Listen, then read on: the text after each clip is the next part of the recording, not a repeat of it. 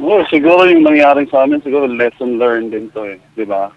So, siguro pagdating ng next conference kung meron pang mga ganitong situation, siguro hindi na namin papakawalan talaga, 'di ba? Aha. So, kasi alam na namin yung feeling kung siyempre masakit din talaga, 'di ba? Masakit din talaga na, natalo kami ng dalawa.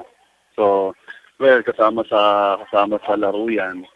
So, siguro charge sa experience na pagdating ng ganitong situation, so talagang patayan o ano man. Alam ko kami lahat na hindi na kami makapaghintay ng next conference dahil alam naman natin na for me talagang maganda yung team namin ngayon. So siguro hindi lang time namin this conference, siguro next conference. So lahat kami gustong makabalik agad sa practice and lalo pang matutunan yung triangle offensive sistema ni coach. Ang dami pa namin hindi natutunan sa triangle eh. Although kailangan ma-master talaga namin kasi pag minsan nakakalimutan.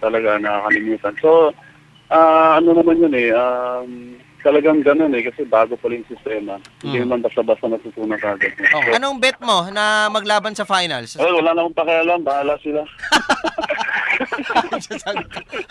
Diba? Ganun kadali. Okay. Ganun kadali. Wala akong pakialam kasi medyo masakit ang nangyari sa amin. So, bahala sila.